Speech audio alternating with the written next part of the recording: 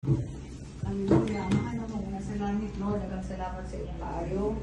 Nagang salamat, Lord, na ikaw ang ginawa mo kailan sa iyo. Sa rin ka, mga pagkabion, nagatulog kami kanimo, Lord. We come to you, Lord, with a pure heart, with a humble heart, acknowledging, Lord, that without you, we can do nothing, Lord God. And above all else, Lord, pasaylo kami sa mga sala, Ginoo. Sa una-una, sa kulong, sa buhat, sa pagbati, nakasala kami sa iyo. Pasaylo kami, Lord. We pray kami sa imong hamiling dugo, Lord Jesus. Salamat, Lord, sa imong grasyang kaluoy. Ikaw magpanalangin karon sa among buhaton.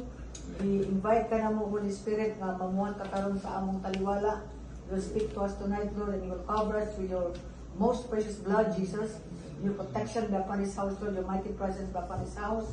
As we meditate and study upon your word, salamat, Lord, sa imong wisdom, guidance, imong anointing, Lord, understanding of your word. Father, we thank you, we bless you for your goodness, even for your holy presence tonight. We invite the fire of the Holy Spirit, the power of your blood will cover this place, and even for the power of your word tonight, Lord. Salamat, Ginoo, dalaygon pa sa walay katapusan, sa ngalan samahan sa anak ko sa Espiritu Santo. Amen.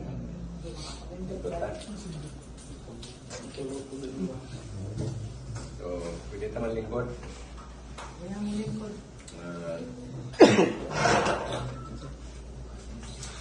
Bible, Lucas, Luke 19.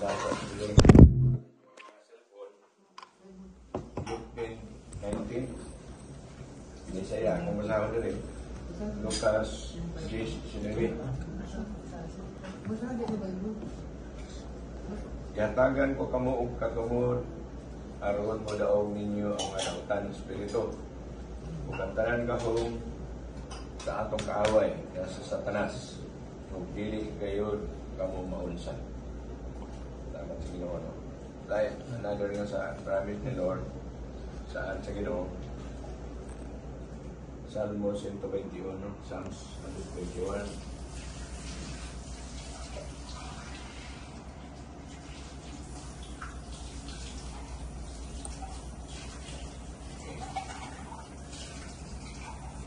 Salmo 121, verse 5, ang Ginoo maong ang imong tigpanalipod. Anaa siya sa imong tapan aron pagpanalipod kanimo. Ang kainit sa adlaw dili makaunsa kanimo. Niyan sigal sa bulan sa panahon sa kagabihon. Tipigan ka sa Ginoo gikan sa tanang katalagman. Ampingan niya ang imong karatil ng dagan, mudagan na siya. Sa ngalan ni Jesus, nung gamit pa na itong ngalan ni Jesus. Karatil na mudagan. Kaya mahadlok na sa ngalan sa Ginoo. Kaya mas gamana man ang gamito na ito. The name of Jesus. Powerful na. Karatil na dagan. So, ang trabaho lang niya, samok-samok sa ato, hadlok. Pero dili na siya kadlot kay mga anak manta ni Lord. Mga anak manta sa Ginoo.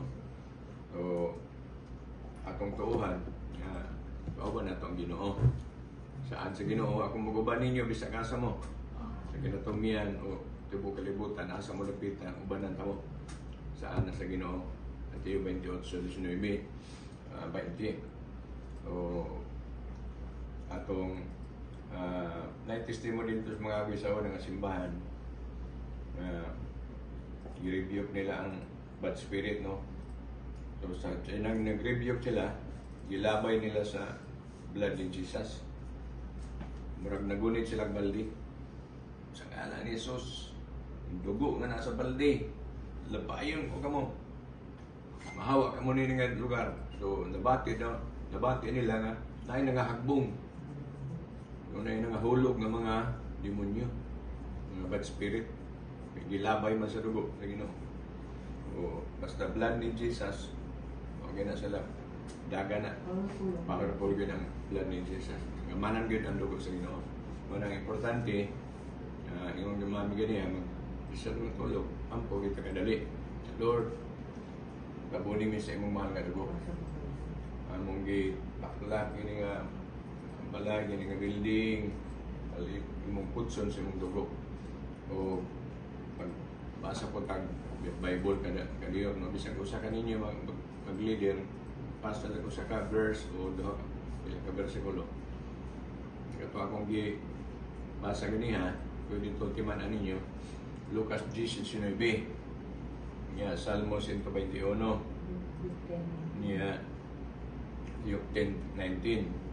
Isaiah 41:10. Nga mong gibasa ganiya. Niya, abugan na to. Hawa. Amo kang demonyo, amo kang daotang spirito, amo kang itambog sa linaw sa kalayo. Atong i-action na. Tambog ka sa linaw sa kalayo. Di na ka mobalik sa ngalan ni Jesus. Ano atong buhaton. Ay daghan na experience na mo ni Mami nga mga balay gipampuan kay na mga bad spirit, na mga daotan. So, kuman sa prayer, paana kalinaw na sa Ginoo. Mga importante ang balay, labi na kini nga balay, dugay siguro rin na standby sa una, so wala pa mo. So, ang balay nga walay nagpuy sa mga bad spirit. Kung gusto man na silang kalinaw, di pa na sila ganahan nga na mo puyo, labi na ka nang mo puyo nga mga anak sa Ginoo, di na sila ganahan anak. Di sila mag-ampo na ko istorya nga tambok daw nga demonyo og niwang. So, abot sila dito sa kanto, sugat sila, abot. Yung tawag pa nila pa rin. Magigikan. So, dito sa akong amo. May kay tambok ka pa rin. Ikaw day, aniiwan ko. Kay kada ampo sa akong amo dito, makaon, mga na sila ampo. Sa ngalan ni Jesus, panananginig kining pagkaon. Yan, mga tulog. Sa ngalan ni Jesus, bantayan mo kami. Puroon, sa ngalan ni Jesus, manangingon ng demonyo nga niwang. Nangiwang ko dito, kaya akong amo arang stricto. Pero ingon po ang niwang, may pre, kay tambok man ka. Pinangga ko sa akong amo pre. Kay kada mata sa buntang, kada tulog gabi, sangpiton ko. Mga una, may din kong akong amo. O mga anak, mga yaw mo pangaunang mo diri. Let him ask of God that give it to all men liberally. Kung nakulangan mo kaalam, pangayo mo. Pangayo ka mo sa Diyos, kaya tagan mo ni anak. So, promise na sa Ginoo. Kulang magita kaalam. Sabi na mga estudyante mo, panahon sa exam, ang pogit sa Ginoo, Lord, taga-ingig ko wisdom, kaalam, na maka-answer ko sa ang exam. Of course, magtuon po. Okay, di man po mo tabag ang Ginoo kung wakay nabasahan at tunan, study po ka. Plus, wisdom sa Ginoo, memory sa Ginoo, pagkabot sa exam, na-register na ta na sa atong una-una ang mga atong answer. Ganito ka sa mga pagampo. Hallelujah. Lord, salamat.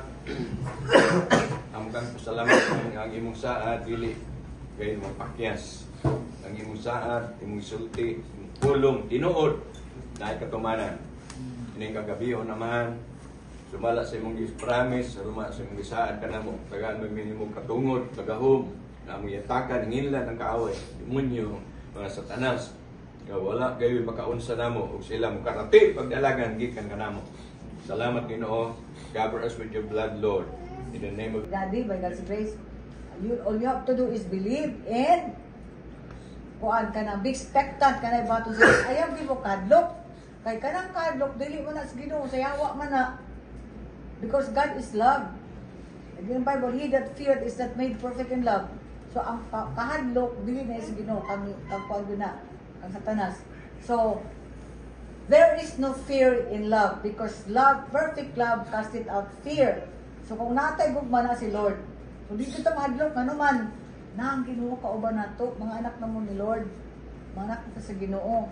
Kung bati mo kahadlok, bati tagkadlok, review ka na, in Jesus' name, get out of my life. Kung nag-review ka, in Jesus' name, in Jesus' name, mawag, nakarulog ka, di mahadlok. We need to be strong in the Lord, kay gamanin matong Ginoo, buhi man si Lord. Naman sa tutanan.